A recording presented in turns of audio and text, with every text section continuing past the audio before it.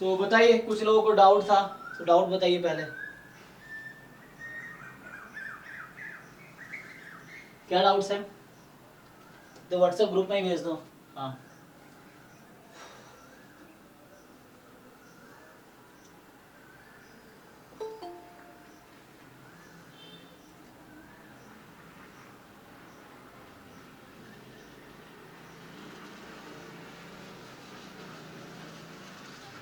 Okay,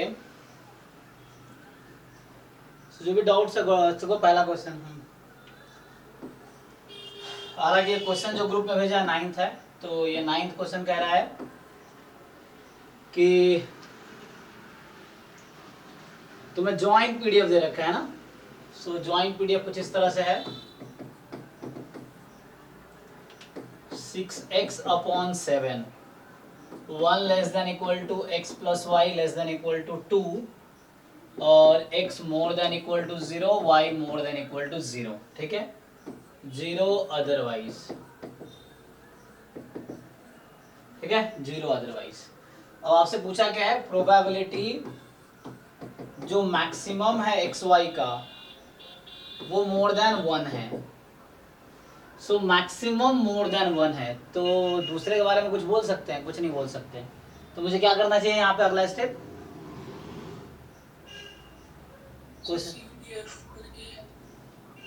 1 minus probability maximum of x y, ये हो जाएगा लेस देन इक्वल टू 1, ऐसा लिख सकता हूँ। कॉम्प्लीमेंट ले लिया, तो कॉम्प्लीमेंट जब ले लिया तो अब आ गया 1 माइनस प्रोबेबिलिटी। अब मैक्सिमम इन दोनों नंबर का लेस देन इक्वल टू 1 है, तो अब क्या बोल सकते हो एक्स वाई के बारे में इंडिविजुअली, क्या बोल सकते हो? Yes, so x less than equal to 1, y less than equal to 1।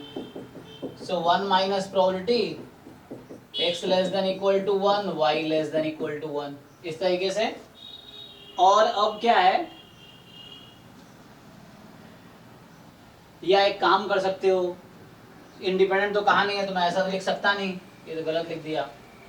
सो अब मुझे क्या करना है, क्योंकि वो मैं तब लिख सकता था जब मुझे इंडिपेंडेंट पता होता, मैं वही चेक कर रहा था इंडिपेंडेंट है क्या।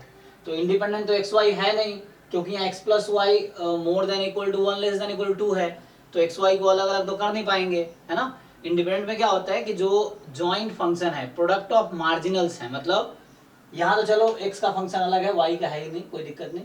यहाँ x y को हम अलग अलग नहीं कर पाएंगे, मतलब x की लिमिट सेपरेट जहाँ y नहीं हो, y की लिमिट सेपरेट जहाँ x नहीं हो, ऐसा नहीं कर पाएंगे। तो इसका मतलब ये हुआ कि इंडिपेंडेंट नहीं है। तो अब ये प्रोबेबिलिटी तो निकाल सकते हैं ना हम लोग, कैसे निकालेंगे प्रोबेबिलिटी? ये प्रोबेबिलिटी कैसे फाइंड करेंगे? Double integral. यस, तो आप सिंपली क्या करोगे, डबल इंटीग्रल ज्वाइंट पीडीएफ जो है आपका 6x/7 dx dy। अब इंटीग्रेट कैसे करेंगे? सो आप इंटीग्रेट करेंगे इस सपोर्ट पे, तो सपोर्ट का ग्राफ बना लीजिए आप, ये इसका ग्राफ बना लो। तो जब ग्राफ बनाओगे इसका, तो जो आपका सपोर्ट कुछ ऐसा है, मान लो यहाँ पे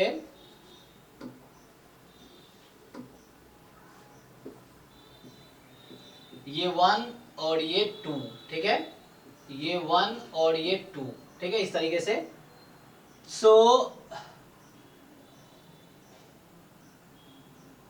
ठीक है ना, तो ये आपका सपोर्ट है, मतलब ये ग्राफ है उस रीजन का जिसपे ज्वाइंट पीडीएफ डिफाइंड है। मैंने इसका ग्राफ बनाया है, इस रीजन का ग्राफ बनाया है, इसको सपोर्ट बोलते हैं। तो सपोर्ट का ग्राफ जो है हमारे पास वो ये आ गया, सपोर्ट का ये ग्राफ है, ये रीजन जो है आपका शेडेड रीजन ये है। अब यहाँ अगर आप x की लिमिट लेना चाहो, सो लिमिट कैसे ठीक रहेगा? हमें तो दो पार्ट में ब्रेक करनी पड़ेगी, हाँ या ना। तुम कैसे भी पहले x की लिमिट लो या पहले y की लिमिट लो, तुम्हें ब्रेक करनी पड़ेगी दो पार्ट में। देखो जैसे मैंने पहले dx लिखा हुआ है, जब x की तुम लिमिट लोगे, सो x की वैल्यू कहाँ से कहाँ तक, ये स्ट्रिप लोगे, सो यहाँ से स्टार्ट होगी यहाँ तक जाएगी, फिर क्या होगा, इसका जो लेफ्ट कर्व है वो चेंज हो गया, तो इसके ऊपर देखो ये स्ट्रिप में इसका लेफ्ट एंड ये है, राइट एंड ये है, अभी जो स्ट्रिप ले लो, लेफ्ट एंड ये है, राइट एंड ये है। तो जब लेफ्ट और राइट कर्व चेंज हो जाता है तो आपको इंटीग्रल को दो पार्ट में लिखना पड़ेगा। जैसे कहने का मेरा मतलब ये है कि यहाँ तक एक लिमिट है, इसके ऊपर एक लिमिट। सो ये 2 है यहाँ पे, और यहाँ 1 है, और यहाँ पे 0 है। तो जब y की वैल्यू 0 से 1 है, जब y की वैल्यू 0 से 1 है, तो उस केस में x की लिमिट क्या होगी बताओ आप लोग मुझे। अच्छा, ये कर्व क्या था, तो ये लाइन है x plus y equal to 1, और ये लाइन है x plus y equal to 2। तो मैंने कहा जब y आपका 0 से 1 में है, तो आप बताओ मुझे x की लिमिट क्या लोगे आप। एक मिनट, सर का फोन आ गया। हाँ yes sir, yes sir.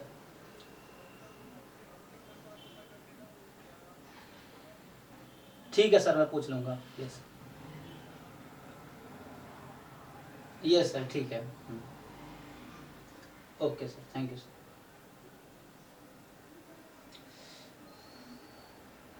Okay, तो मैं पूछ रहा हूँ x की लिमिट क्या लूँ अभी। अभी यहाँ पे x की लिमिट क्या लूँ मैं। 1 minus y to 2 minus 1. तो यहाँ आपको देखना है x की वैल्यू क्या है ना। तो इस कर्व पे x की वैल्यू है 1 माइनस वाई। फिर यहाँ आपको देखना है x की वैल्यू क्या है, तो यहाँ x है 2 माइनस वाई। कर्व में देखो, ये लेफ्ट कर्व क्या है और राइट कर्व क्या है, ये डिसाइड करना है आपको x के टर्म, x की लिमिट चाहिए। सो 1 माइनस वाई से 2 माइनस वाई। तो ये सिर्फ इस वाले रीजन पे इंटीग्रेट हुआ, अपर पे नहीं। आगे इसी में प्लस करूंगा, क्योंकि बाहर माइनस है तो वो माइनस ही हो जाएगा। डबल इंटीग्रेशन, ये दिख रहा है ब्लैक कलर, सो double integration 6x upon 7 dx dy, ठीक है। अब यहाँ पे जब y की वैल्यू 1 से 2 में है, जब y की वैल्यू 1 से 2 में है, ठीक है, तो x की वैल्यू क्या होगी जब y की वैल्यू 1 से 2 में है। क्या दिया हुआ है, ओ सॉरी, अच्छा मैं क्या कर रहा हूँ, एक मिनट, यस यस यस, मुझे तो ये फाइंड करना था, मैंने डिवीजन में डिसाइड ही नहीं किया। हमें दे रखा है y less than equal to 1, x भी लेस देन इक्वल टू 1 ना, 1 मिनट। तो मुझे तो ये करना था, ये कर्व 1,1। सो ये जो लाइन है आपका, तुम्हें भाग भाग के आया हो ना, दिमाग काम नहीं कर रहा। सो एक मिनट, सो क्या है, फिर से दोबारा करते हैं, ये मैं मिस्टेक कर रहा हूँ, नहीं लिमिट में गलती कर रहा हूँ, क्योंकि मैं पूरा रीजन पे इंटीग्रेट कर रहा हूँ, मुझे तो इस पे इंटीग्रेट करना है। तो ये रीजन क्या है देख लेते हैं, x less than equal to y less than equal to 1। तो y less than equal to ये हो गया, x less than equal to इस रीजन पे इंटीग्रेट करना है। तो अब देख लो, तो हो ही गया शायद। तो अब मुझे बताओ आप लोग, ये ठीक है क्या यहाँ तक, तो वो चेंज हो जाएगा अब, है ना। तो यहाँ 2 माइनस वाई ना होके लिमिट क्या होगी 1. सो यहाँ जब आप करेंगे, आपको चाहिए y less then 1, x less then 1। तो y लेस देन 1 है ना, तो ये 1 तक हो गया। ओके, एक बार देख लो फिर से, वो मैं शुरू में गलती क्या कर रहा था, क्योंकि मैंने ये ध्यान नहीं दिया, मैं पूरे रीजन पे इंटीग्रेट कर रहा हूँ। सो आपको क्या करना है, पहले यहाँ तक आ गया, अब इस रीजन पे ये इवेंट है मेरा एक्चुअली, वो जो मैंने ड्रॉ किया था पूरा व्हाइट पोर्शन था, वो सैंपल स्पेस था एक्चुअली। ये जो रीजन है, मान लो मैं दूसरे कलर से ड्रॉ करूँ, तो ये जो हमारा रीजन है ये सैंपल स्पेस है एक्चुअली। तो मैं पूरा सैंपल स्पेस पे इंटीग्रेट कर रहा था, इसको ध्यान में ना रख के। तो मुझे इस वाले रीजन पे इंटीग्रेट करना है। तो ये जो लाइन है ये आपका है x इज इक्वल टू 1 की, और ये जो लाइन है आपका ये है y इज इक्वल टू 1 की, ठीक है। So this line is y is equal to 1, इस तरीके से है ऐसा। अब लेस देन 1, तो ये रीजन हमारा एक्चुअल रीजन जिस पे इंटीग्रेट करना है, ये जो मैं येलो से सेट कर रहा हूँ। तो यहाँ y तो x तो y तो 0 से 1 में है, हाँ, और x की वैल्यू 1 माइनस वाई टू 1 में। अच्छा, इतना ही कर लो इंटीग्रेट, देखो क्या आता है। सो अभी इसमें डाउट है तो पूछो आप एक स्पेशली, क्योंकि मैं थोड़ा फ्रिक्वेंटली गलती कर रहा हूँ, एक तो है ना, तो ग्राफ टिपोगे ना, क्योंकि वो अभी थोड़ा भाग भाग क्या ऐसे दिमाग खराब हो रहा है। हाँ देख लो, अभी कैलकुलेशन कुछ और गड़बड़ हो तो बताओ, क्वेश्चन देख लो आप ग्रुप में, और ये सॉल्यूशन देख लो एक बार।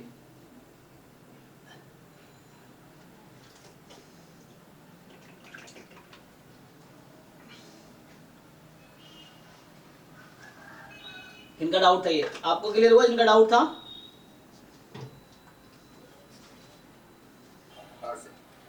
ओके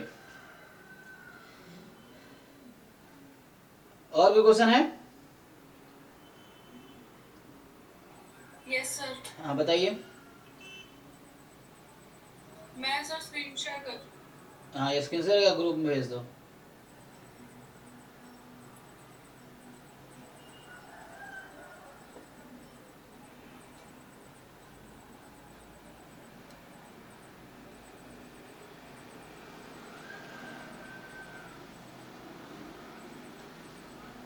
सर मैं ये वाला क्वेश्चन ट्राई कर रही थी। ओके ये वाला 38 वाला, मुझे 38 का नहीं आता। 38 वाला ट्राई कर रहे थे आप, ठीक है 38 देखते हैं चलिए। सो 38 क्या कह रहा है? Area of region xy such that x is greater than 0, तो ये मतलब फर्स्ट क्वाड्रेंट हो गया। यस। सो आपको ये रीजन कुछ इस तरह से रखा है, x comma y such that x more than 0, mod y less than 3 और y स्क्वायर जो है मोर देन 4x, यही है ना? ओके है? Yes sir. अब इसका मुझे एरिया निकालना है, तो पहले ग्राफ ड्रॉ कर लेते हैं। सो सबसे पहले आप ग्राफ ड्रॉ कर लीजिए। सो x मोर देन 0 है, मॉड y लेस देन 3 है, तो जो जब भी क्या इनइक्वालिटी हो पहले तो इक्वालिटी का ग्राफ बनाओ, ठीक है ना? तो पहले आप इक्वालिटी का ग्राफ बनाओ। सो सबसे पहले x इज इक्वल टू 0 का ग्राफ बनाओ, mod y is equal to 3 का ग्राफ बनाइए, और देन y स्क्वायर बराबर 4x का। सबसे पहले इक्वालिटी का ग्राफ बना। जब भी किसी इनइक्वालिटी का ग्राफ बनाना और रीजन डिसाइड करना हो तो उससे पहले आप पहले इक्वालिटी का ग्राफ बना के देखिए क्या आता है। सो x इक्वल टू 0 कौन सी लाइन है, कोई बताओ आप में से? y axis. Yes. So x is equal to 0 आपकी लाइन है y एक्सिस। सो ये आपकी है x इज इक्वल टू 0। फिर mod y is equal to 3 है, मतलब y की value plus minus 3। So y बराबर प्लस माइनस 3 लेना है, तो मान लो 1 2 3 ले लो, ये y इज इक्वल टू 3 1 2 3 रफली y is equal to minus 3। इस तरीके से x बोला था मोर देन 0, तो मतलब ये इसके इस साइड मुझे एरिया कंसीडर करना है। और जैसे मॉडुलस x का फंक्शन तो वो होता है ना, क्या उसे कन्वर्ट करके और फिर जाता है, मतलब उसकी अलग तरह की वो होती है। आपको शायद ये याद है, y बराबर मॉड x की बात कर रहे हो आप? हाँ, तो मुझे वो लगा इसका कैसे। नहीं नहीं, वो तो ये होता है जब y और मॉड x दोनों होगा। यहाँ तो बस बोला है कि मॉड y लेस देन 3 है, तो इसको अगर आप खोलेंगे तो इसका मतलब हुआ y माइनस 3 से ज्यादा है, इक्वल हटा दो, y माइनस 3 से ज्यादा है 3 से कम है, ये मतलब हुआ। और y square equal to 4x का ग्राफ बनाओ आप, तो यहाँ था कि x मोर देन 0 इस साइड, मॉड y माइनस 3 और 3 के बीच, और y square more than 4x। सो y तो along x एक्सिस बन जाएगा पैराबोला। हाँ, सो y स्क्वायर बराबर 4x है, जिसकी पावर कम है उसके अराउंड। सो अब देखना पड़ेगा इंटरसेक्शन क्या आएगा। तो जब y को 3 रखेंगे तो x की वैल्यू आएगी 4/3। अच्छा, कुछ इस तरीके से ग्राफ आएगी। तो अब आपको देखना है y square more than 4x हो, तो कोई देखो, अब या तो इसका रीजन इस साइड होगा या इस साइड होगा, आपको डिसाइड करना है कि किस साइड है ना? जो इनइक्वालिटी होती है वो कर्व के किसी एक साइड के पोर्शन को रिप्रेजेंट करता है, एक साइड के एरिया को रिप्रेजेंट करता है। तो आपको डिसाइड करना है कि ये इनसाइड एरिया या आउटसाइड एरिया किसको रिप्रेजेंट कर रहा है। कैसे चेक करते हो आप लोग, बताओ कोई, कैसे चेक करोगे? कोई भी एक पॉइंट लेकर अगर वो सेटिस्फैक्टरी तो यस, कोई टेस्टिंग पॉइंट ले लो। मान लो यहीं पे कोई पॉइंट 1,1 होगा, मान लो, तो 1,1 रख के देखो, इसमें x को 1 और y को 1 रख के देखो क्या आता है। फॉल्स आ रहा है। सो 1 मोर देन 4 फॉल्स आ गया, मतलब वो आउट। फॉल्स ही आ रहा है, तो फिर वो अवे फ्रॉम ओरिजिन हो जाएगा। यस यस, मतलब इस साइड ये वाला रीजन, क्योंकि इसको नीचे चाहिए था, सो ये रीजन आया और ये वाला रीजन आया, तो आपका जो है ये रीजन है एक्चुअली। पर सर इसमें x ग्रेटर देन 0 भी तो बोला है, तो इसका मतलब ये है ना कि हम सिर्फ फर्स्ट क्वाड्रेंट वाले को ट्रीट करेंगे। कहाँ इसने कहा कि y मोर देन 0 है? नहीं, x ग्रेटर देन 0। हाँ, तो x इज इक्वल टू 0 की ये लाइन है, तो अच्छा। x ग्रेटर देन 0 मतलब इस साइड लेना है मुझे। तो x नेगेटिव इधर होगा, x इधर पॉजिटिव होता है, तो इस साइड ले रहे हैं हम, उधर ले रहे हैं। अब एक का एरिया निकालो और बाकी को डबल कर दो, 2 टाइम्स कर दो, है ना। सो अब जो एरिया होगा 2 टाइम्स सिर्फ अपर पोर्शन का निकालो, अपर लोअर तो सिमेट्रिक ही है, सो सिर्फ अपर पोर्शन का एरिया फाइंड करो आप। सो अपर पोर्शन का एरिया तो 1 वेरिएबल से कर लो या 2 वेरिएबल से, आपको जैसी मर्जी हो। कैसे करते हो आप लोग, 1 वेरिएबल इंटीग्रल करो या 2 वेरिएबल से करो, मतलब single integral double integral.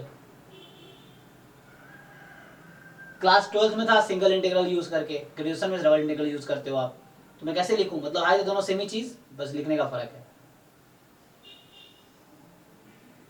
Double integral से रहती है। चलिए, सो डबल इंटीग्रल लिया, तो अब जैसे आप क्या करोगे, आपकी मर्जी, पहले dx या पहले dy, जैसे तुम्हारी मर्जी हो। अब बताओ क्या लिखूं, dx या dx dy या dy dx।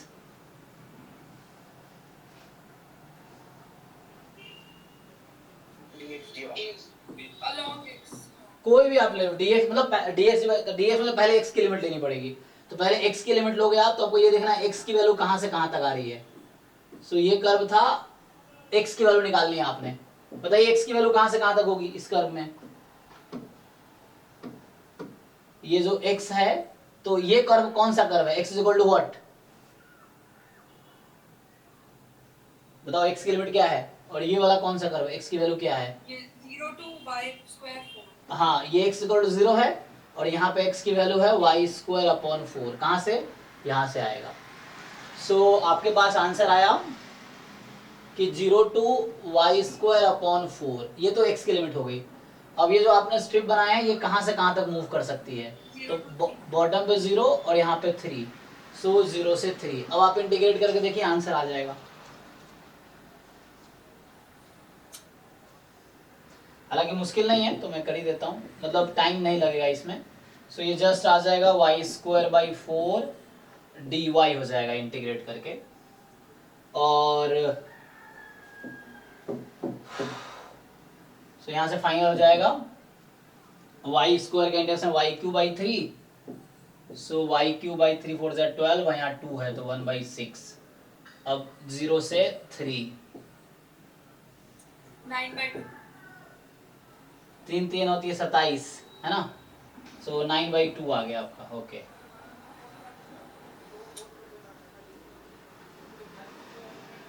किसी को डाउट है इसमें, देख लो, अगर इसमें कुछ पूछना हो तो बताओ।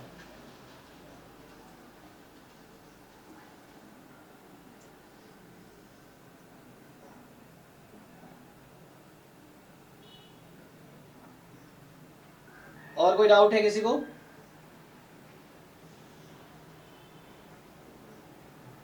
सर मुझे, मैंने इसका 40 क्वेश्चन में ट्राई किया, बस उसको चेक करूंगा। अब एक बार फिर उसको क्या क्या, कौन सा 40 क्वेश्चन है, मैं भेज रही हूँ। हाँ भेजिए। पहला बोला है उसमें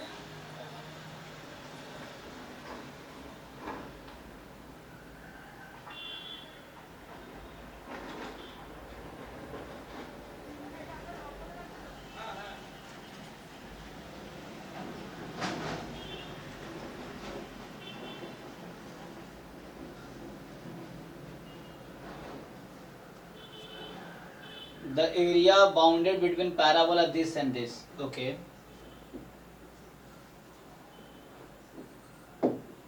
So आपके पास है 4y is equal to 3x square and दूसरा कर्व है y बराबर 2x minus 1, ठीक है। सो 4y बराबर 3x स्क्वायर एंड y बराबर 2x minus 1।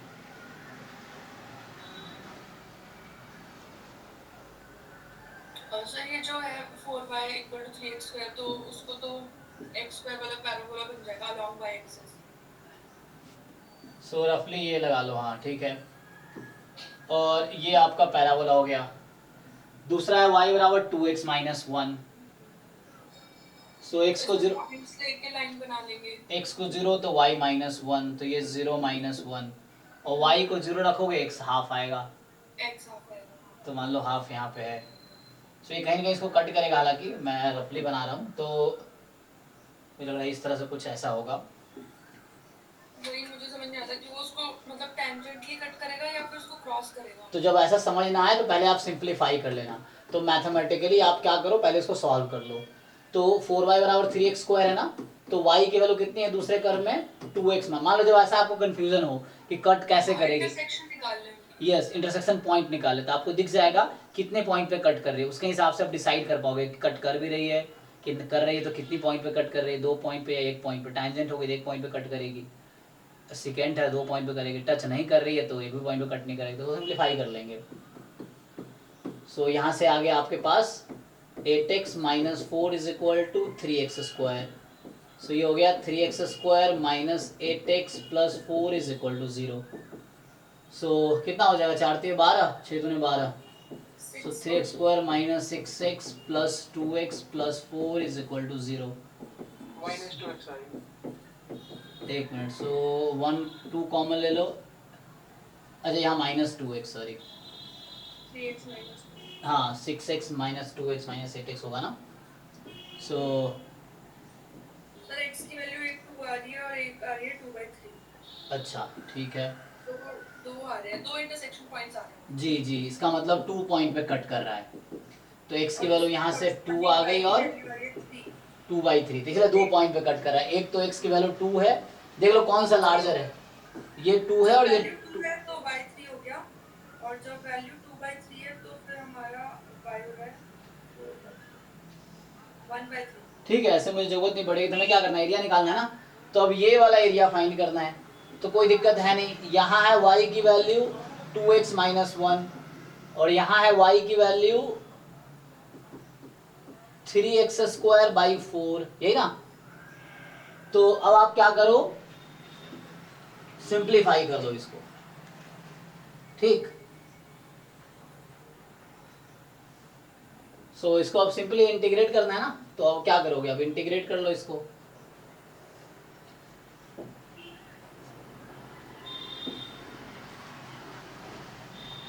चलिए बताइए, तो एरिया मैं लिख रहा हूं यहाँ पे,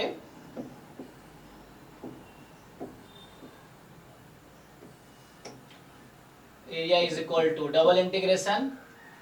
तो पहले अगर मैं लिमिट ले लूं y की, तो बताओ y कहां से कहां तक जा रही है, dy dx, ये तो एरिया होती है।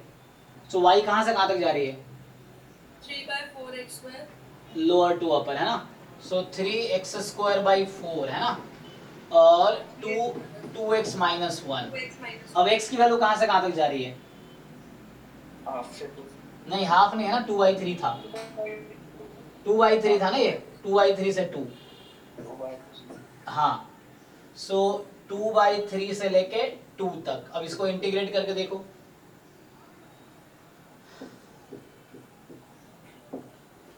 तो आ जाएगा 2x minus 1 minus 3x square by 4, ठीक है, dx।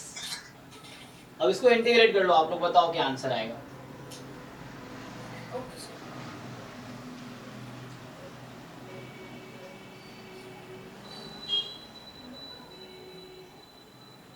ये हिमांशु 96 क्वेश्चन भेजा, तुम क्लास में रेगुलर काहे नहीं रहते भाई, मैं 96 क्वेश्चन हैं, उस दिन मैं पढ़ूंगा नहीं थी क्लास में, नहीं थे क्लास में, मतलब अटेंड नहीं करी। हाँ तो वही तो करो ना, फिर वो एक ही चीज कितनी बार कराएंगे। अब तुम मान लो एक ही लेक्चर रिपीट करते रहे, तो इसलिए होता है रेगुलर रहो, लाइव क्लास अटेंड करो, तो फिर रिकॉर्डिंग देखो। देखो फिर भी करा देता हूँ, लेकिन ऐसे अब एक ही चीज तुम अब रोज क्लास में पूछोगे कैसे चलेगा, इसलिए रिकॉर्डिंग चेक कर रहा था, रिकॉर्डिंग में मुझे मिला नहीं सर। ऐसा नहीं होगा, एक क्लास में कराया तो कोई बात नहीं, हो सकता है कुछ ऐसा। ठीक है चलो ट्राई करते हैं।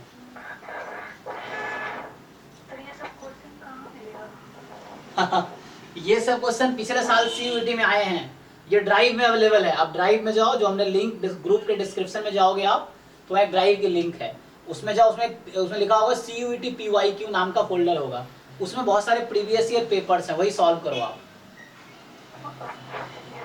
ठीक है ना। एक तो कोई एक बुक उठाओ जिसको अच्छे से एक एक लाइन पढ़ो, एग्जाम्पल करो, एक्सरसाइज करो, उससे सिलेबस कंप्लीट हो जाएगा।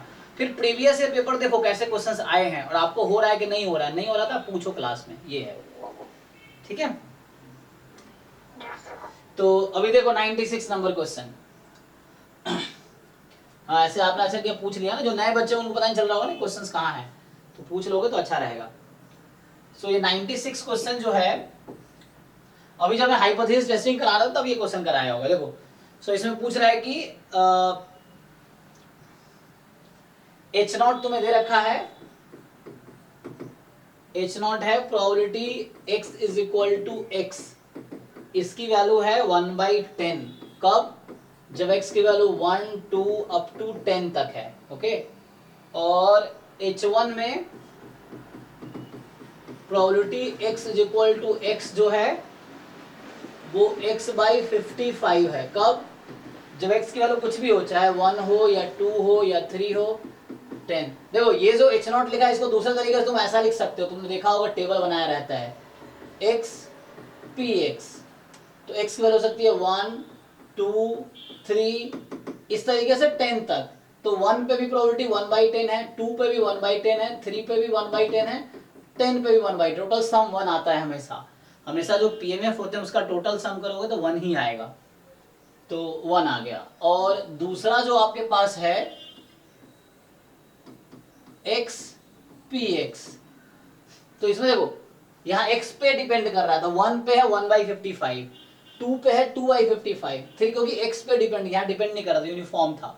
यहाँ डिपेंड कर रहा मतलब ये होगा कि x जब 1 है तो 1/55, x जब 2 है तो 2/55, 3 है तो 3/55, 4 है तो 4/55, कहाँ तक? 10 तक 10/55। ठीक है, अब आपसे पूछ रहा है ये कि the critical region of the most powerful test. तो जब भी ये मोस्ट पावरफुल टेस्ट यूज करता है word, most powerful test word, तो याद रखो क्या था? नीमन पियर्सन लेमा। सो नीमन पियर्सन लेमा, सो वो ये कहता है, नीमन पियर्सन लेमा ये कहता है कि जो लाइक्लीहुड रेशियो टेस्ट से जो तुम्हारा क्रिटिकल रीजन आएगा वही मोस्ट पावरफुल क्रिटिकल रीजन है। तो लाइक्लीहुड रेशियो टेस्ट क्या है? तो वो सिंपली कहता है कि जो h नॉट में तुम्हारा पीएमएफ है उसको डिवाइड करो, so likelihood function under h naught upon likelihood function under h1। तो यहाँ सिंगल रैंडम वेरिएबल है तो 1/10 डिवाइड करो x/55 से, तो ये सिंप्लीफाई होगा, कितना आया? 11 बटे कितना? 2x। और जो लाइक्लीहुड रेशियो टेस्ट है वो ये कहता है आपको कि ये जो क्वांटिटी है लेस देन k होगी, क्योंकि h नॉट अपॉन h1 लिया है। सो लाइक्लीहुड रेशियो टेस्ट का रूल है कि that will be less than k। सो ये क्रिटिकल रीजन है, इसको और ठीक से लिख लो तो यहां से आ जाएगा, क्रॉस मल्टीप्लाई कर लो, क्रॉस मल्टीप्लाई। मान लो अभी k1 कांस्टेंट है, मान लो ऐसा ले लिया, सो x ग्रेटर देन क्या? 2k1/11, यही ना? तो इसी को रीनेम कर दो। तो रीनेम करने का मतलब है x मोर देन, इसका नया नाम है, कांस्टेंट ही तो है, k1 भी एक कांस्टेंट है, 211 तक नया नाम कोई कांस्टेंट रख देते हैं, k मान लो। तो तुम्हारा ये आ गया क्रिटिकल रीजन। इसका मतलब ये हो गया कि तुम्हारे पास मिला reject h not if x is more than k। अब वो k ढूंढना होता है तुम्हें वो k पता लगाना है ना? कैसे? डिपेंड करता है कि उसका साइज क्या है या लेवल ऑफ सिग्निफिकेंस क्या है टेस्ट का। तो क्वेश्चन में देखो क्या दे रखा है, the critical region of most powerful test of size 0.2। So क्या इस टेस्ट की जो साइज है वो 0.2 है। तो अब बताओ मुझे साइज का फॉर्मूला क्या होता है, साइज ऑफ टेस्ट, इसका क्या फॉर्मूला है? Sir, reject H naught when H naught is 2. Yes, probability of rejecting H naught when H naught is true. So simple probability हमें पता चल गया रिजेक्टिंग H naught है, हालांकि यहाँ इक्वल होता है, मैंने इक्वल नहीं लगाए, तुम्हारी मर्जी है, तुम इक्वल लगाओ तो भी आंसर वही रहेगा, तो मैं इक्वल लगा दी। हालांकि देखो, so x more than equal to k given H naught is true, ठीक है? सो H naught is true का मतलब हो गया ये वाला पीएमएफ यूज करना है तुम्हें, मतलब ये वाली टेबल यूज करनी है। सो मतलब जो x का डिस्ट्रीब्यूशन है मैं एफ नॉट बोल देता हूँ, एफ नॉट का मतलब जो डिस्ट्रीब्यूशन एच नॉट में है, या मैं ऐसे लिख दूं कि बात वही, यहाँ पे एच नॉट लिख लो चाहो तो, कि जो एच नॉट में पीएमएफ दिया वो फॉलो करो। कि जो H0 में PMF है वो यूज करो। अब बताओ x को अगर मैं 10 रख दूं तो x more than equal to 10 क्या आएगा इसमें? 0 अरे 0 क्यों आएगा? इक्वल लगा रखा मैंने, मोर इक्वल ओके 1/10 है ना। So probability x more than equal to 10, तो 10 से आगे तो वैल्यू है ही नहीं, तो 10 तक ही रहेगी, तो ये 1/10 आ जाएगी। Probability x more than equal to 9, 2/10 तो 9 और 10 वाली ऐड हो जाएगी, 9 और 10 पे जो वैल्यू दोनों ऐड हो जाएगी, 2/10। और यही नहीं पूछा है तुमसे, यही चाहिए तुम्हें। साइज कितना दिया है क्वेश्चन में? 0.2। तो 0.2 तभी आएगी जब तुम इसको ऐसा लिखोगे, x more than equal to 9 given h0 is true. मतलब h0 ट्रू का मतलब कि जो डिस्ट्रीब्यूशन तुम ले रहे हो x is equal to x, ये 1/10 वाला ले रहे हो, तो उस केस में x more than equal to 9, मतलब 9 पे मास और प्लस 10 पे, तो 9 पे और 10 पे ऐड कर दो तो कितना 1/10 प्लस 2/10, तो ये आपकी 0.2 आ गई। तो इसका मतलब k की जगह क्या आ गया आपके पास? k किसके साथ मैच करा? 9 के साथ। तो आपका जो क्रिटिकल रीजन है वो x more than equal to 9 है, मतलब x की वैल्यू क्या क्या हो सकती है? देखो ऑप्शन 9 10 जो ऑप्शन होगा वही करेक्ट होगा। 9 10 is the most powerful critical reason. Size वाले में कंफ्यूज हो गए थे। कोई बात नहीं, ठीक है, डाउट हो दोबारा पूछ सकते हो, कोई दिक्कत नहीं है, लेकिन ये कि पिछले वाला एक बार ट्राई करना चाहिए, ऐसे दोबारा पूछ सकते हो, कोई दिक्कत नहीं है, क्योंकि सीखना है ना। अगर मान लो एक बार समझ नहीं आया। जॉइंट में नहीं लेना, मतलब सिर्फ एक ही लेना। हाँ, ये सिंगल रैंडम वेरिएबल्स है, यहाँ पे सिंगल ऑब्जर्वेशन है,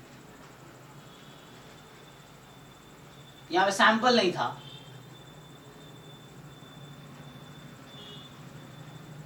और कोई डाउट है किसी को?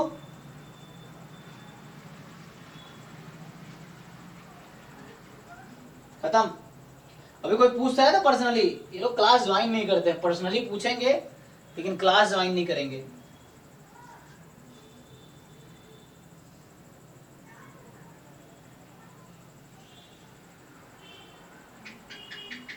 कौन पूछ रही? तुम ही पूछ रहे थे ना कौन सी है?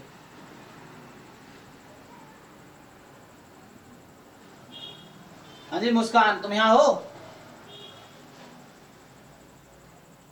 अभी तो थी ये जो पूछ रही थी क्वेश्चन कहाँ से आ रहा है। Yes sir. तो आपने पूछा था ना क्वेश्चन मुझे पर्सनली 55, यस सर। तो यहाँ क्यों नहीं पूछ रहे आप? क्यों शर्म आ रही है? डाउट है तो पूछो, क्या दिक्कत है? बताऊं या छोड़ दूं? यस सर, बता दीजिए। जब तक डाउट पूछोगे नहीं कैसे सॉल्व होगा? तो जब तक मांगोगे नहीं भगवान से मिलेगा कैसे? या खुद से भी मांगोगे नहीं मिलेगा कैसे? सो पहले तुम्हें इच्छा होनी चाहिए ना कि तुम्हें सॉल्व करवाना है। So then you ask question, then solution मिलेगा।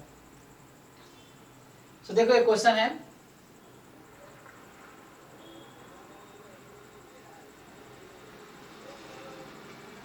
देखो मैं ग्रुप में भेज दिया हूँ, बाकी लोग भी देखो। सो 55 नंबर क्वेश्चन ये है कि x1 x2 xn be a sequence of IID random variables with PDF। आपको PDF दे रखा है। सो एक रैंडम सैंपल है जिसका PDF है 4x स्क्वायर e की power -2x x more than 0 and 0 otherwise. अब आपसे पूछ रहा है Sn जो है वो समेशन है, तो आपसे पूछ रहा है कि क्या limit n tends to infinity probability Sn less than equal to 3n/2 plus root 3n। तो देखो ये क्वेश्चन लिमिट देख के पता चल रहा है कि ये सेंट्रल लिमिट थ्योरम का होगा। अब सेंट्रल लिमिट थ्योरम लगाने के लिए सबसे पहले आपको इस डिस्ट्रीब्यूशन का मीन बताओ और वेरिएंस बताओ, ठीक है ना। तो सब लोग इस पीडीएफ में आप लोग मुझे बताओ मीन क्या आएगी और वेरिएंस। अच्छा वो तो देख के पता चल जाएगा ना, ये गामा दिख रहा है तुम्हें, दिख रहा है क्या? सो गामा से ही फिट कर लेते हैं, क्यों अलग से निकालना है? देखो इसको गामा में फिट कर लेते हैं। तो ये कुछ ऐसा है x की पावर α-1 e की power minus beta x 1 gamma alpha beta की पावर अल्फा, नहीं बीटा न्यूमरेटर में होगा। ये इस वाले पीडीएफ के फॉर्म पे है, चेक करो। तो तुम लोग मुझे कंपेयर करो, बताओ what is alpha what is beta. Compare कर पा रहे हो? 3,2 सो अल्फा की जगह 3 है और बीटा की जगह 2 है, तो मैच कर दो। सो ये हो गया। अब जब ये वाला पीडीएफ रहता है गामा का, सो मीन कितना आता है? जब न्यूमरेटर में बीटा है तो 6 आ जाएगा। अल्फा अपॉन बीटा 6 नहीं आएगा। जब बीटा न्यूमरेटर में है तो मीन में डिवाइड में होगा, ठीक है, मैं बताया था पहले भी। जब बीटा यहाँ न्यूमरेटर में है तो मीन में डिवाइड में आएगा। Variance of x alpha upon beta square, ठीक है। सो 3/2 3/4 चेक करो। अगर ये बीटा डिनोमिनेटर में होता बीटा की पावर अल्फा तो मीन अल्फा इंटू बीटा होता, ठीक है ना। तुम्हें ध्यान ही रखना है कि जब न्यूमरेटर में बीटा है तो जब मीन वेरिएंस होगा तो डिनोमिनेटर में आएगा बीटा। सो ये आपका हो गया। अब इसमें देखो, तो ये तो आपने x का निकाला, हमें Sn का चाहिए। Sn क्या था? समेसन। तो जो मेरा Sn है वो है summation xi from 1 to n। तो एक्सपेक्टेशन ऑफ Sn, तो x1 plus x2 plus x3 सबके मीन का सम हो जाएगा। तो एक का मीन है 3/4, सॉरी मीन है 3/2, 3n/2 हाँ 3n/2 करेक्ट। और ऐसे ही जो वेरिएंस ऑफ Sn क्या हो जाएगा? सिमिलरली क्या? 9/16n²। सो जब वेरिएंस निकालोगे, नहीं तो वही n टाइम क्या दिक्कत है? Variance of x1 plus variance of x2 plus variance of x3 सम है ना, Sn सम है जस्ट। क्या होगा? मीन Sn का 3n/4, क्या दिक्कत है? सीधा ऐड होता चला जाएगा n टाइम, क्योंकि आईडी है ना। हाँ 3n/4 जस्ट, इसमें n से मल्टीप्लाई हो गया। जस्ट मीन और वेरिएंस जो था ईच x का, चूंकि सम है n टाइम तक, तो n से मल्टीप्लाई हो गया खाली। तो अब यहाँ पे आ जाओ, तो limit n tends to infinity probability Sn में से इसका मीन घटा दो। तो यही तो था मीन, इसको घटाओ, या तुम अपने अलग से वो घटाओ, इसका मीन जो है वो घटाओ 3n/2 और इसको डिवाइड करो इसके वेरिएंस के रूट से। सो वेरिएंस का रूट है 3n/4।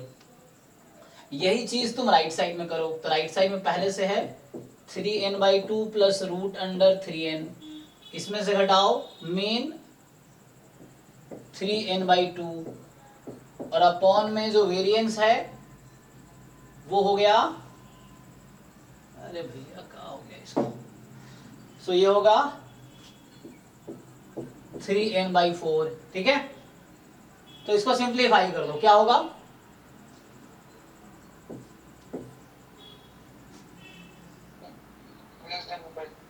तो देखो ये जो क्वांटिटी इसको क्या बोलते हैं? ये Zn हो गया, स्टैंडर्ड नॉर्मल में कन्वर्ट हो जाएगा ना।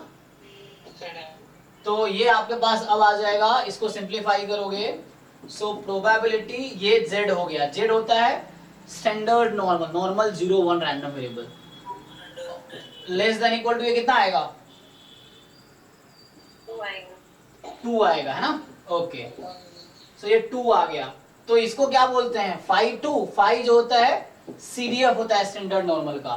तो इसका आंसर हो गया phi2। देखो ऑप्शन होगा, अच्छा ऑप्शन नहीं है तो phi2 की वैल्यू देखो इसी पेपर में स्टार्टिंग में फर्स्ट पेज पे दिया होगा, वो यूज करना है आपको। phi2 क्वेश्चन में गिवन होगा, फर्स्ट पेज पे जाके देखो आप, ठीक है। तो phi2 जो आएगा वो आंसर है।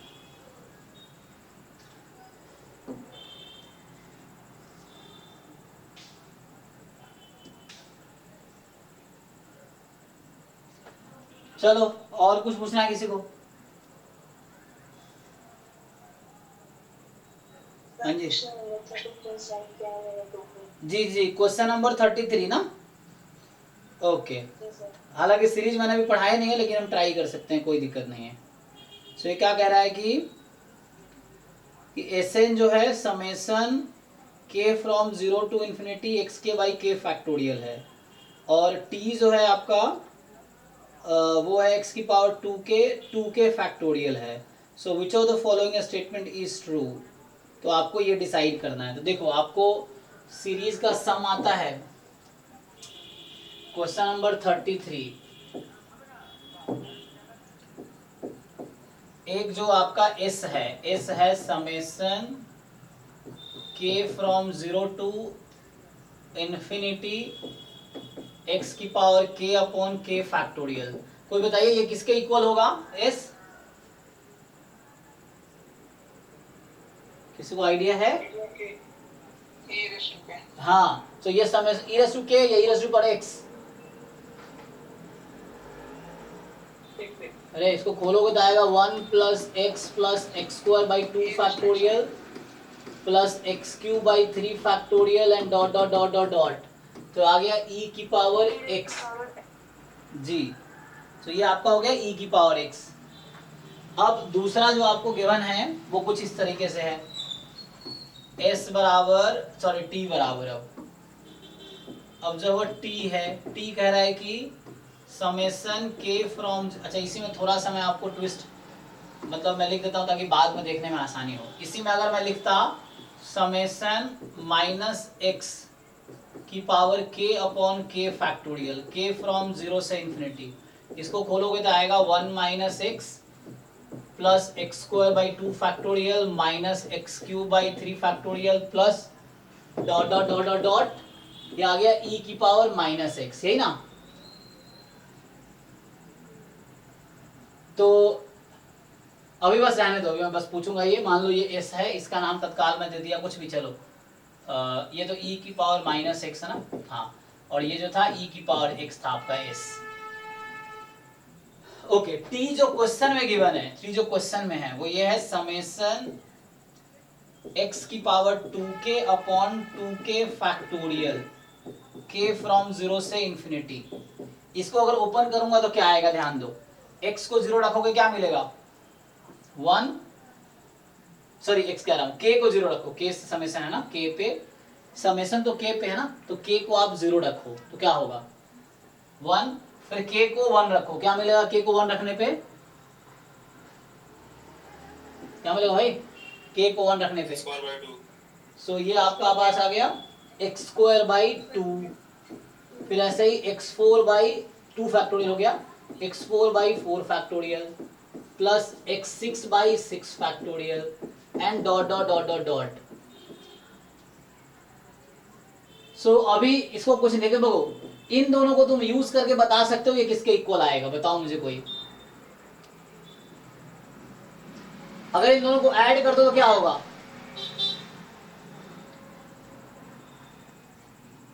इसका डबल आएगा, तो ये होगा e की पावर x प्लस में e की power minus x upon 2, check करो।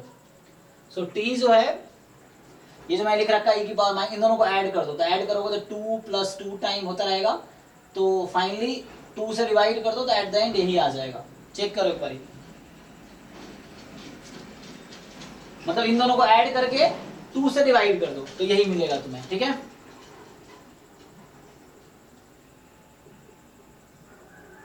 Yes sir.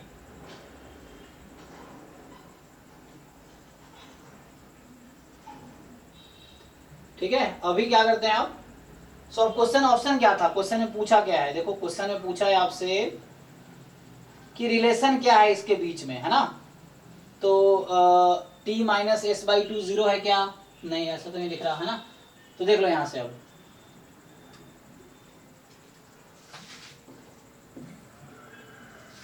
देखो जो तुम्हारा s था एक्चुअली वो e की पावर x था, ठीक है ना, सो t बाई एस पूछ रहा है, t बाई एस ट्राई करके देख लेते हैं, देखो सो t अपॉन एस क्या है, सो जो t अपॉन एस है वो क्या है ना, हो गया, ठीक है, चलो अब सिंपली डिवाइड करके देख लो, इजी समझ आ जाएगा। ओके, अब बस डिवाइड ऑप्शन से देख लीजिए, ऑप्शन से वेरीफाई कर लीजिए, t अपॉन एस निकालिए, आपको आंसर मिल जाएगा, ठीक है ना, तो डिवाइड करोगे तो 1 प्लस ई की पावर माइनस 2x हो जाएगा, सो 1 प्लस ई की पावर माइनस 2x, सो इस तरीके से सी ऑप्शन करेक्ट हो जाएगा, है ना। ओके,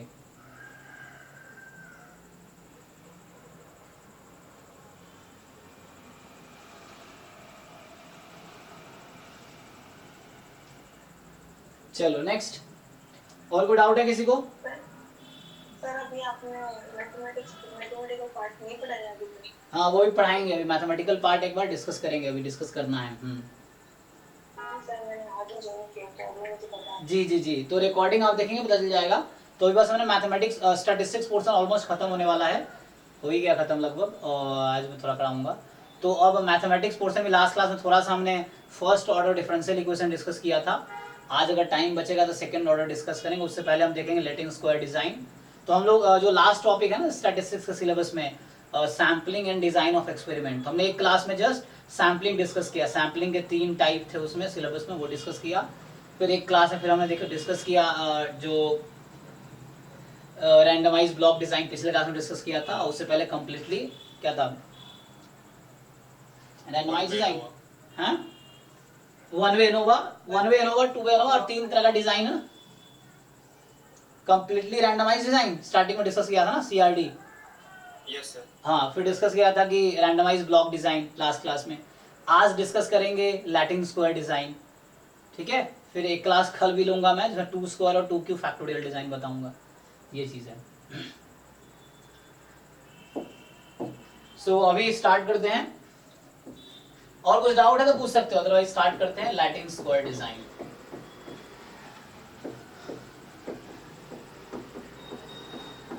LSD, ठीक है। सो नाम से ही क्लियर है, स्क्वायर लिखा हुआ है। स्क्वायर का एक्चुअली क्या है सिग्निफिकेंस है यहाँ पे, कि ये तुम्हारे पास ट्रीटमेंट्स हैं उसका स्क्वायर बनाना है। स्क्वायर का मतलब हो गया, एक मिनट कि यहाँ पे 2 ब्लॉक्स होंगे। एक ब्लॉक रो में हमने देखा था ना पिछले क्लास में रैंडमाइज ब्लॉक डिजाइन में, एक ब्लॉक हमने कंसीडर किया था वो भी कॉलम के अलोंग। अब यहाँ पे 2 ब्लॉक होंगे, रो के अलोंग भी और कॉलम के अलोंग भी। और जो रो और कॉलम में तुम्हारे पास जितने भी ट्रीटमेंट्स हैं वो सब होंगे। मैं लिख के बता दूँ क्या कहना चाह रहा हूँ। मान लो तुम्हारे पास सपोज कितने हैं, P नंबर ऑफ, मैं बुक का नोटेशन जो बुक लिखा है तो मैं फिर से बोल रहा हूँ, मैं बुक से ही फॉलो कर रहा हूँ। तो जो मेरा रेफरेंस है वो ये बुक है, मैं हर क्लास में बताता हूँ कि मैं उस बुक से ही बता रहा हूँ, तो वो बुक भी पढ़ सकते हो आप।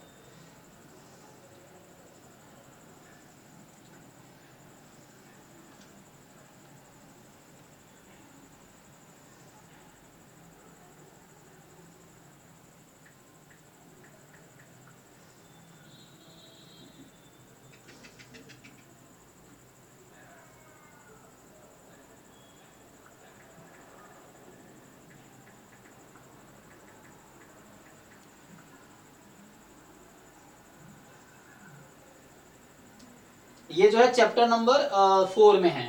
तो जो मैं बता रहा हूँ मैं, चैप्टर नंबर 4 है, जो चैप्टर का नाम है randomize blocks and Latin square. Chapter 4 है किस बुक में, सो बुक था design and analysis of experiment, book का नाम बता रहा हूँ है ना। Chapter number 4 of book design and analysis of experiment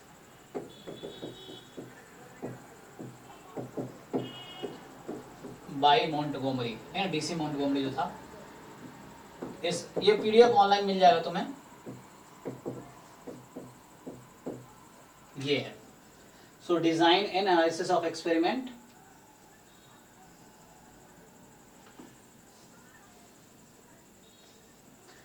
so चलो आगे आते हैं। इसमें क्या है कि लैटिन स्क्वायर डिजाइन में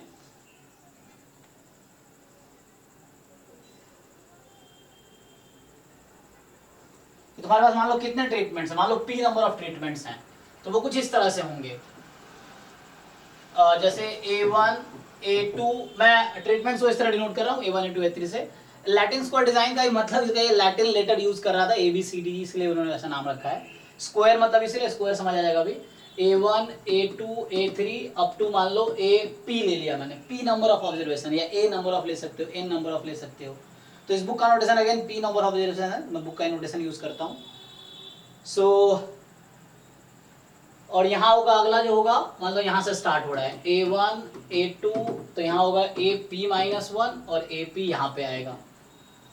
और भी तुम अलग तरीके से बना सकते हो, मैं एक तरीके का बना रहा हूँ, ठीक है ना। यहाँ A1 से स्टार्ट होगा, A1 A2 A3, तो यहाँ AP-2 होगा, और यहाँ पे लास्ट में आएगा AP-1 और AP। इस तरीके से चलता रहेगा, ठीक है ना, मैं जो बना रहा हूँ। सो एंड में क्या होगा, जो लास्ट होंगे वो क्या होगा, कैसा होगा लास्ट वाले पे, कहां से स्टार्ट होगा, A1 तो लास्ट में होगा। सो उस केस में A1 तुम्हारे पास यहाँ होगा, तो कहाँ से स्टार्ट होगा ये, A2 A3 A4 dot dot dot dot dot, इस तरह का एक ये डिजाइन जो हुआ इसको लैटिन स्क्वायर डिजाइन बोलेंगे। तो क्या देख रहे हो कि ये जो तुम्हारे पास ये भी एक ब्लॉक है, तो हर रो एक ब्लॉक है, रो इफेक्ट बोलेंगे, और हर कॉलम भी एक ब्लॉक बना रहा है, ठीक है। सो इस तरीके से सर इसमें तो फिर वो होता है ना, रोज और कॉलम की जो नंबर्स है सेम रहता है। Yes yes yes you are right. So rows और कॉलम्स के नंबर्स हैं सेम, तो इसमें दिख नहीं रहे, मतलब दिख नहीं रहे, मतलब समझ में नहीं आ रहा, मतलब ये टेबल कि रो में कितने एलिमेंट दिख रहे हैं तुम्हें? रो के तो सर पी हो गए, कॉलम के पी कैसे होंगे सर? काउंट करके देखो, A1 A2 A3 A4 A5 A6 AP-1 AP, A3 A4 A5, यहाँ रहा होगा क्या P-P-P2, तो यहाँ A2 रहा होगा।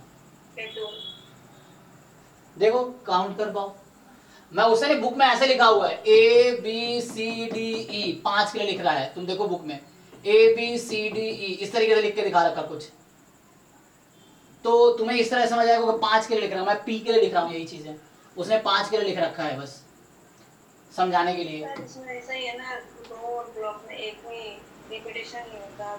यस, सो हर रो में तुम्हारे पास n के n ट्रीटमेंट्स हैं, हर कॉलम में n के n ट्रीटमेंट्स हैं, कोई रिपीटेशन नहीं है। यस, कि एवरी रो हैज n, जो p लिया हुआ मैंने, p number of treatments, so each row and each column has p number of treatments, कोई रिपीटेशन नहीं है, कोई मिसिंग नहीं है। यस, ये चेक।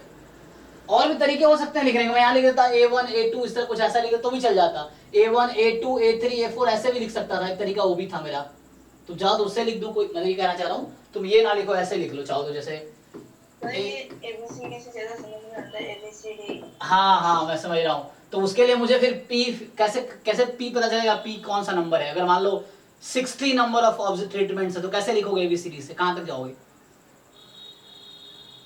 अगर मेरे पास 30 ऑब्जर्वेशंस हैं तो मैं कैसे लिखूं, ये बेटर रहेगा सर, है ना, मतलब अगर वो समझाने के लिए, वो मैं समझा देता हूँ तुम्हें। सो मान लो ऐसा है A2 A3 A4 AP, अब शायद तुम्हें ज़्यादा समझ आएगा। सो इस तरह से है, सो A2 A3 A4 A5, तो लास्ट फिर बचेगा A1, हालांकि वही टेबल है, उसके पास कॉल वो ले लिया मैंने, ट्रांसपोज ले लिया है, तुम्हें समझ आ रहा हो तो। सो यहाँ पे उस तरीके से थोड़ा सा डिफर किया, बस ध्यान फिर से ये रखना है कि हर रो हर कॉलम में जितने ऑब्जर्वेशन जितने भी ट्रीटमेंट्स है वो सब अवेलेबल है, कोई रिपीटेशन नहीं है, कोई मिसिंग नहीं है, ठीक है ना। A3 A4 A5 चलता रहेगा, तो यहाँ पे क्या होगा 2 इस तरीके से। अब यहाँ पे AP है, तो यहाँ क्या लिखूं मैं, तो यहाँ AP-1 होगा यहाँ पे पहली बात तो, और यहाँ शायद A1 से स्टार्ट होगा, हाँ यहाँ A2 होगा, क्योंकि तो स्टार्टिंग वाला देख सकते हो तुम इस तरीके से। सो अब देख लो, अगर अब तुम्हें समझ आ रहा हो तो ये भी एक तरीका है लिखने का, और भी तरीके हैं। So each row and each column has effect, ठीक है ना, तो वो ब्लॉक्स हैं, रो और रो एक ब्लॉक है, कॉलम एक ब्लॉक को रिप्रेजेंट कर रहा है, इस तरीके से। एक मैट्रिक्स की हेल्प से भी समझ सकते यस यस, हाँ ये स्क्वायर मैट्रिक्स एक्चुअली एक, यस स्क्वायर मैट्रिक्स है जिसके हर रो और हर कॉलम में एक ट्रीटमेंट है विदाउट रिपीटेशन। यस, उस तरीके से। अगर किसी आपको ABCD समझना हो, जैसे मान लो 5 ऑब्जर्वेशन जो बुक में लिख रखा है ABCDE, अब इन्होंने जैसे लिख रखा, मैं इनका लिख देता हूँ जो इन्होंने समझाए हैं। सो ABCDE ABCDE, फिर अगला है वही, सो कहाँ से स्टार्ट किया इन्होंने, यहाँ से ABCDE, फिर अगला स्टार्ट होगा, सो ABCDE ABCDE, फिर ABCDE, लो तो ये 5x5 का तुम्हारा लैटिन स्क्वायर डिजाइन हो गया, ठीक है। यहाँ P की वैल्यू 5 है, यहाँ पे इस तरीके से।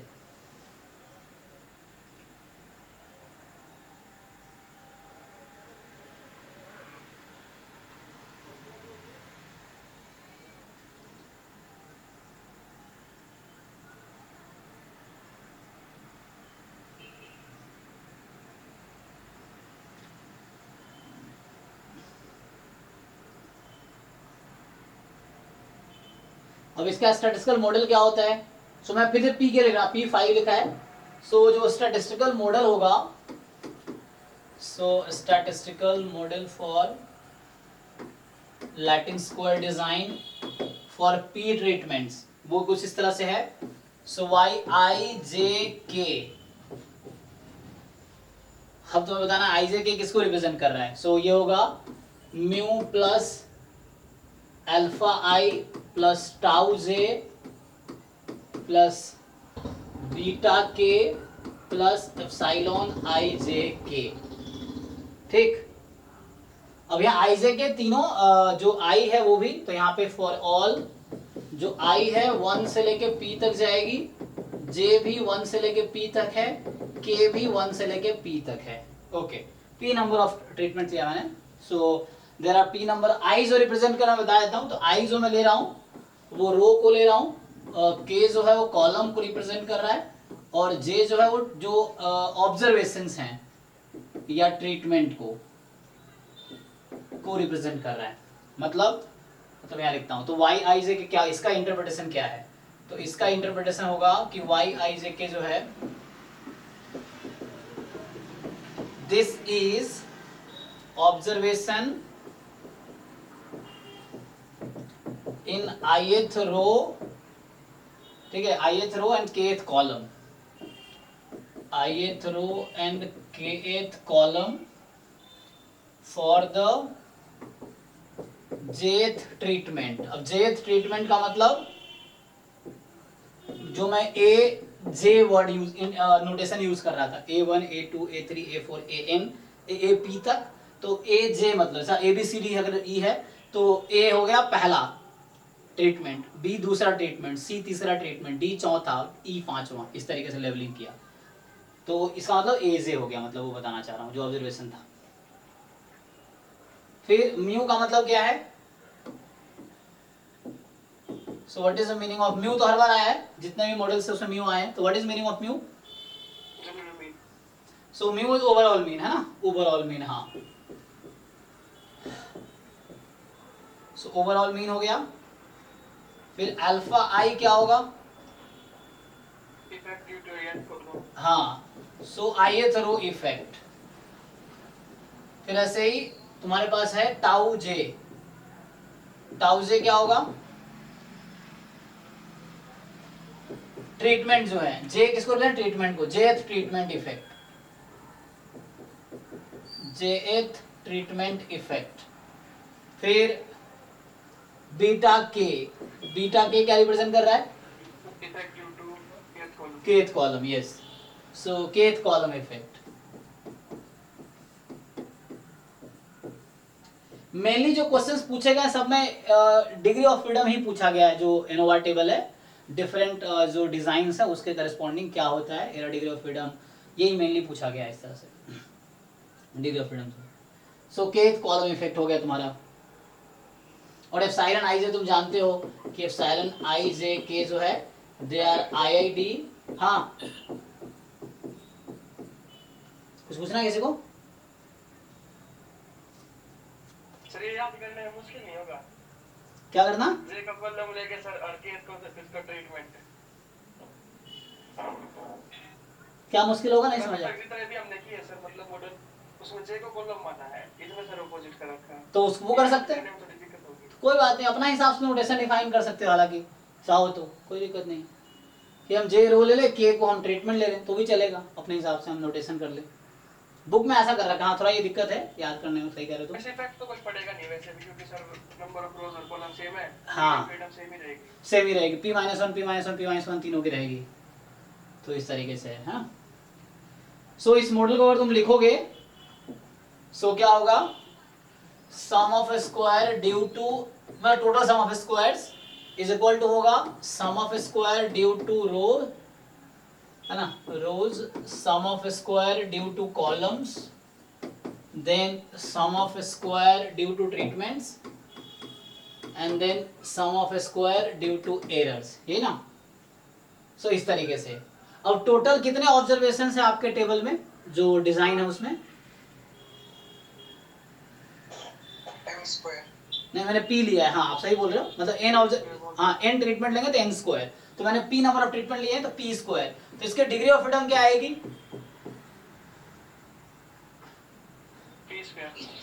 पी स्क्वायर माइनस वन, एक कम आती है, ठीक है ना। P square minus one, capital N minus one, N total number of observation है कैपिटल एन, तो उससे एक कम आएगी। कितने रोज हैं टोटल? तो यहाँ p माइनस वन। कॉलम्स कितने हैं? फिर से टोटल p कॉलम है तो p minus one degree of freedom होगी। ट्रीटमेंट्स कितने थे total? Treatments A B C D, तो यहाँ भी p माइनस वन होंगे। अब जो बचे वो एरर है, बताओ क्या बचे? इन सबको ऐड करो, उसमें से घटाओ, क्या बचा बताओ?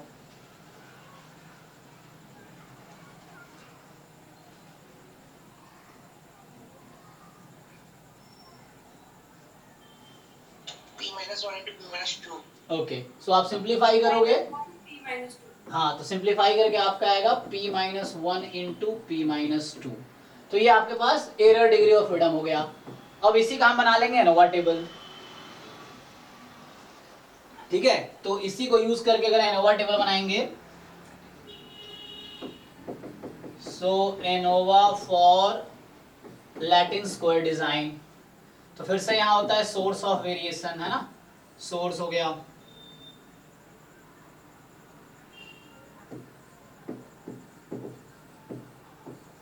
फिर होगा सम ऑफ स्क्वायर, फिर तुम्हारे पास आएगा डिग्री ऑफ फ्रीडम,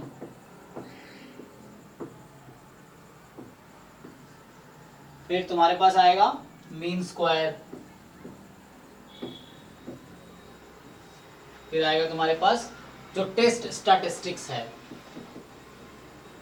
उसकी वैल्यू, ठीक है ना। सो टेस्ट स्टैटिस्टिक्स की वैल्यू।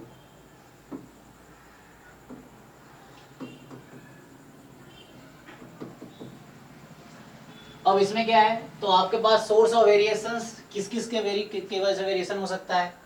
सो यहाँ था ट्रीटमेंट, फिर रोज, कॉलम्स, फिर है एरर,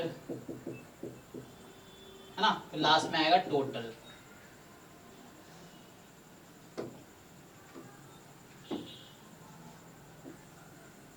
सो इस तरीके से लाइन बना देता हूँ।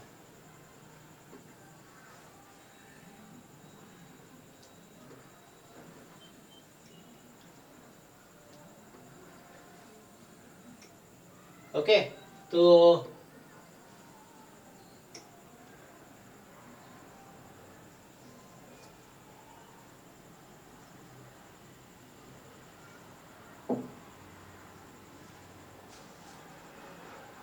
क्या था, सम ऑफ स्क्वायर क्या लिखते हैं, S S T R, S S row, S S column, S S E, S S T. तो ये नोटेशन है, हालांकि इसका फॉर्मूला नहीं लिखा मैंने, फॉर्मूला मुझे लिख सकता हूँ मैं। सो फॉर्मूला लिख के दिखाता हूँ, फॉर्मूला बुक में मिल जाएगा कि क्या होता है। So we can write that also. जी सरोज कुछ बोल रहे हो आप? आपका माइक ऑन है सरोज। तो बाकी डिफाइन तो वैसे हर क्वेश्चन में जैसे किया डिफाइन वैसे ही होगा। डिग्री ऑफ फ्रीडम क्या था, तो treatment was p minus one degree of freedom, p minus one, p minus one, तो यह था p minus one into p minus two आएगा, और ये है p square minus one. Mean square इसका रेशियो ले लो, so S S T R upon p minus one, S S row upon p minus one, S S column upon p minus one, then S S E upon p minus one, p minus to, और इसकी जरूरत नहीं है। हाँ, तो इस तरीके से फिर यहाँ पे टेस्ट स्टडी लिखोगे तो यहाँ पे आ जाएगा इसका और एयर का रेशियो, है ना। सो इसका रेशियो यहाँ पे आएगा, फिर इसका और इसका रेशियो यहाँ पे लिखेंगे, इसका और इसका रेशियो यहाँ पे आएगा इस तरीके से। फिर बाकी डिस्ट्रीब्यूशन इसका लिख सकते हो तो ये हो जाएगा एफ p माइनस वन, फिर p minus one, p minus to. एक मिनट, इसको थोड़ा टेबल छोटा कर देता हूँ, है ना।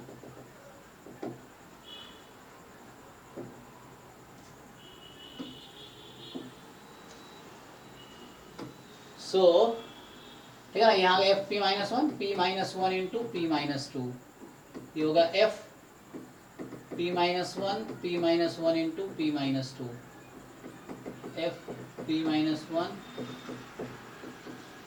अरे हाँ इस तरीके से होगा, ठीक है।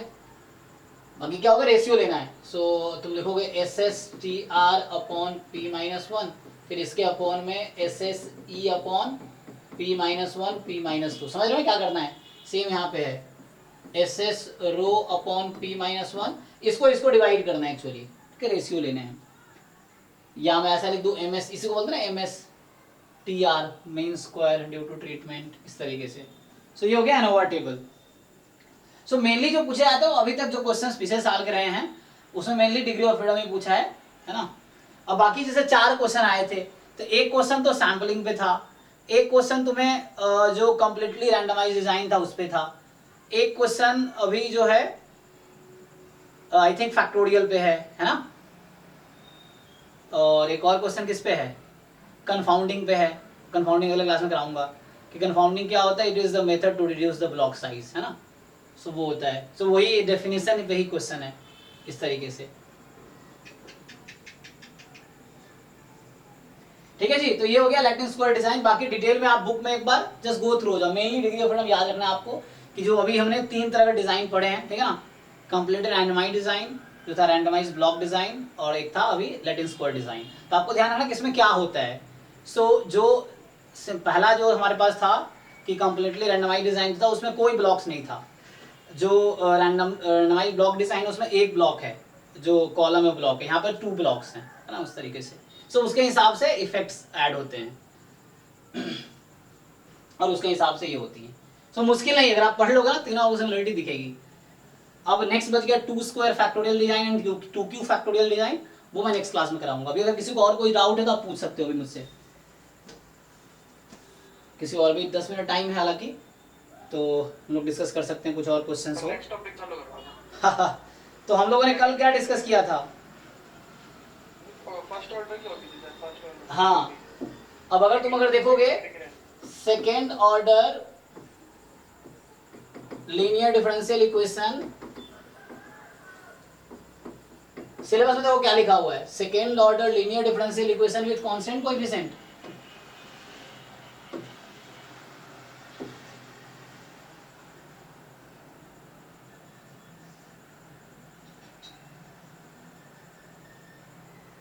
बाकी प्रॉब्लम ज्यादा प्रैक्टिस करो, प्रॉब्लम के थ्रू भी कॉन्सेप्ट क्लियर होते हैं कई बार, क्वेश्चंस पर आपको समझ आएगा। ओके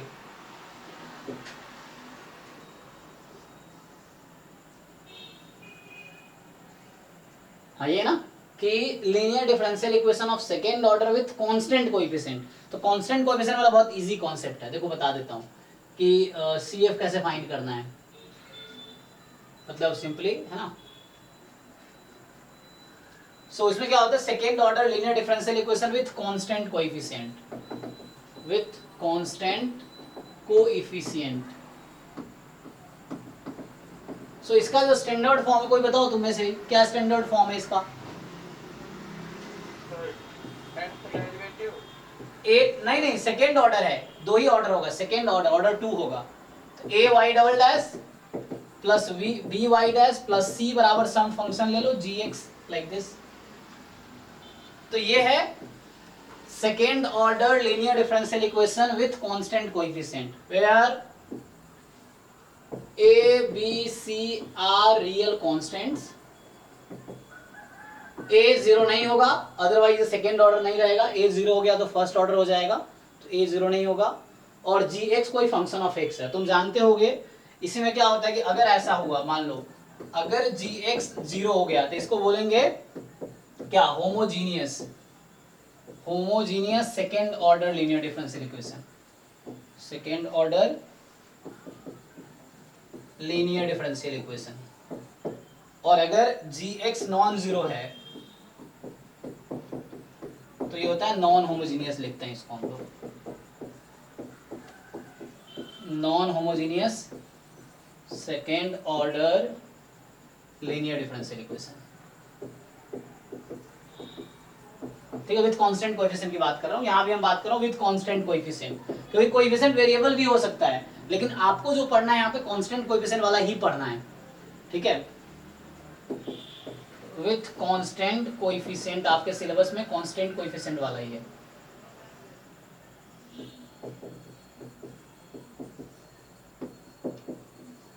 ठीक है, इस तरीके से। अब क्या होता है कि जैसे अब मेनली इसके थ्रू आपको ऑक्सिलरी इक्वेशन लिखनी होती है। सो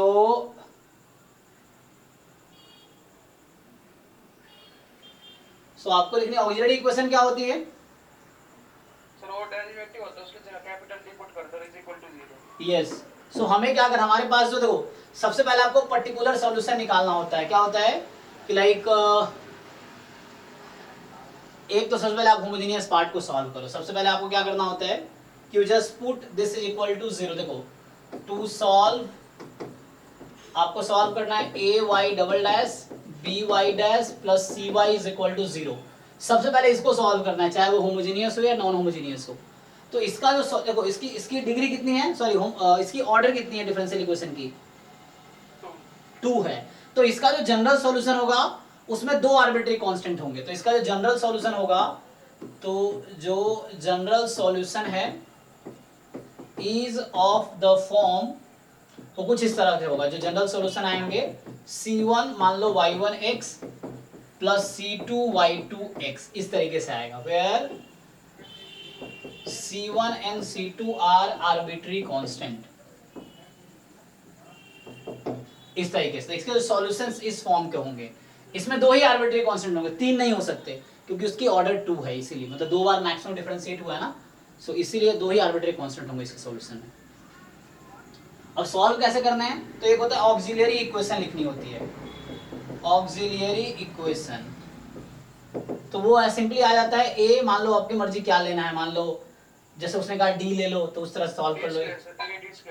चलो ऐसे ले लो ad² plus bd plus c बराबर 0। अब ये क्वाड्रेटिक इक्वेशन है, इसको आप लोग सिंपली सॉल्व कर सकते हो। अब बताओ क्वाड्रेटिक इक्वेशन में किस तरह से रूट्स आते हैं, रूट्स का नेचर क्या क्या होता है क्वाड्रेटिक इक्वेशन में? हाँ, तो या तो रियल में इक्वल हो सकता है, रियल में डिफरेंट हो सकता है ना। चार्ज पर लगा देता हूं।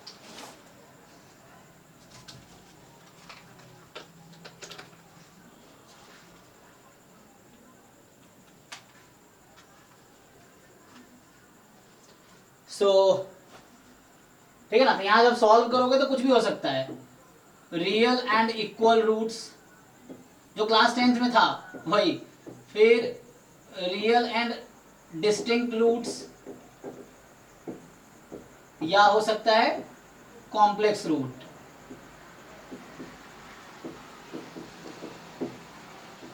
तो उसके हिसाब से इसका सॉल्यूशन डिसाइड होगा। ठीक है, तो सॉल्यूशन होगा क्या, तो मैं अभी ये बता देता हूं जस्ट, जैसे एग्जांपल मान लो ऐसा है कि इफ जो सॉल्यूशंस हैं रियल एंड डिस्टिंक्ट, मान लो ऐसा है, डिस्टिंक्ट मतलब आप सॉल्व किया और d की 2 वैल्यू आ गई। फॉर एग्जांपल क्या लूं मैं, मान लो सॉल्व है m1 m2, चलो मान लो m1 और m2 2 वैल्यू आ गई सॉल्व होके, जहां m1 डिफरेंट है m2 से और ये दोनों रियल नंबर है। तो उस केस में जो सॉल्यूशन होगा आपको याद रखना है कि e की पावर क्या होता है m1x c2 e की पावर m2x, इस तरह से। पहला केस ये हो गया। दूसरा केस में क्या होता है कि इफ सॉल्यूशन जो है आर रियल एंड इक्वल, अगर सॉल्यूशन रियल भी है इक्वल भी है तो क्या होगा, तो d की वैल्यू कुछ ऐसी आएगी, मान लो m, m इक्वल ही आ जाएगी ना, दोनों रियल नंबर है लेकिन दोनों इक्वल ही आ जाएंगे। इस केस में जो सॉल्यूशन होगा वो होगा C1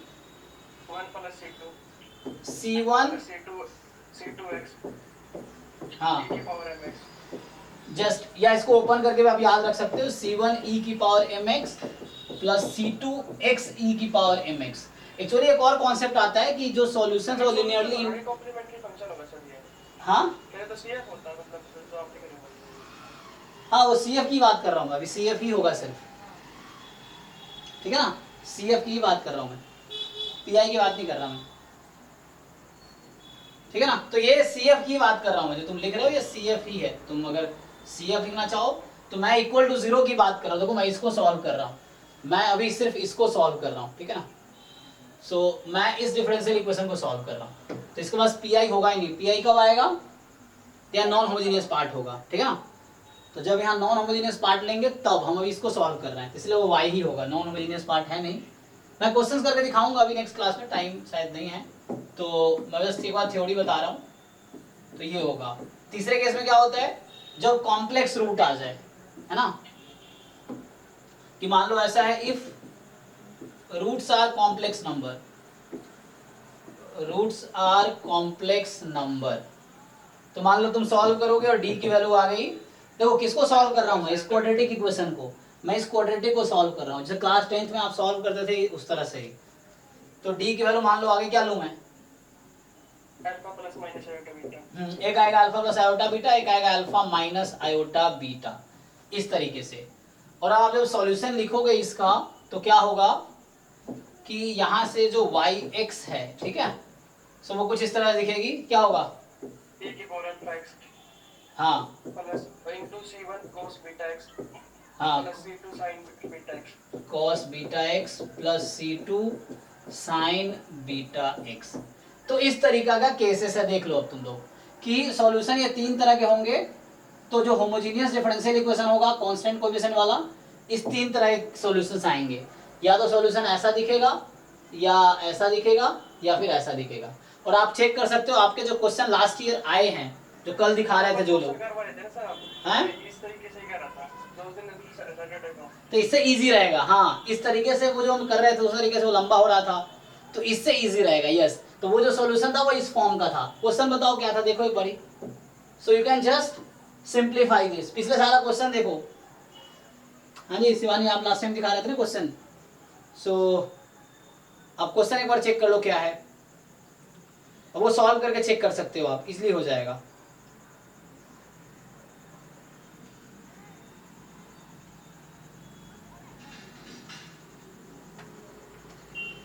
तो ऑप्शंस में जो उसके हिसाब से, चलो नेक्स्ट क्लास में इसको कंटिन्यू करते हैं।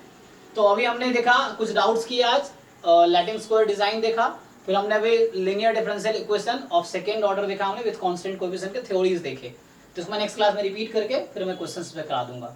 और वो 2 स्क्वायर फैक्टोरियल एंड 2 की फैक्टोरियल डिजाइन है, वो भी नेक्स्ट क्लास में करेंगे। ठीक है, तो अभी के लिए इतना ही रखते हैं। थैंक यू, मिलते हैं नेक्स्ट क्लास में। Thank you sir.